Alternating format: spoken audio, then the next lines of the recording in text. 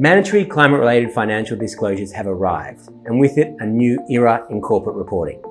Depending on how your organisation prepares, this could either hinder your ESG efforts as you scramble to comply, or they could provide an unprecedented opportunity to elevate ESG across your organisation, enabling you to not only survive, but thrive. Hi, I'm Max. In this video, I'll talk you through what this new era of ESG disclosure could look like and provide 3 actionable steps that you can start implementing today to ensure it delivers you a competitive advantage. As you may know, in June 23, the Australian government released a consultation paper on mandatory climate-related financial disclosures aligned to the requirements of ISSB. As a result, we're now seeing businesses across all sectors racing to assess and quantify the financial impacts of their climate-related risks and opportunities. While this is rightly a high priority, it's only the first in a number of disclosure requirements that will be implemented over the next few years.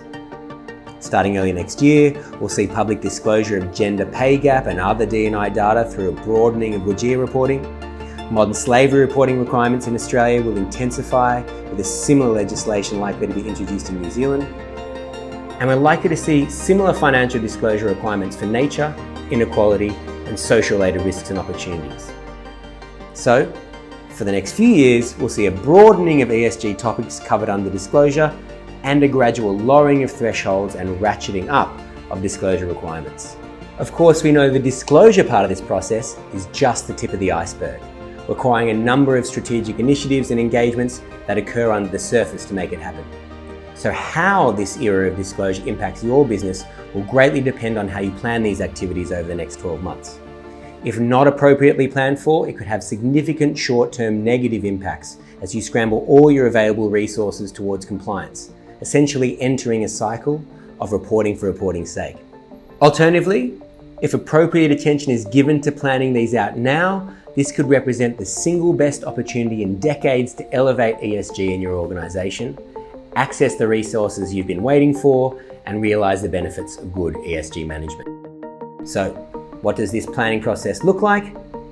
To help you answer this question, we've created a simple handbook called Thriving in the New Era of Disclosure, which outlines 3 practical initiatives that you can start doing today. Firstly, it explains how to develop your 3-year disclosure roadmap.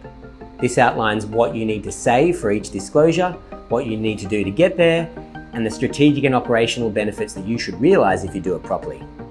Secondly, the handbook provides tips on how to engage and upskill business units across your organisation, including a summary of what various teams need to know, with a particular focus on implications for leadership in your board.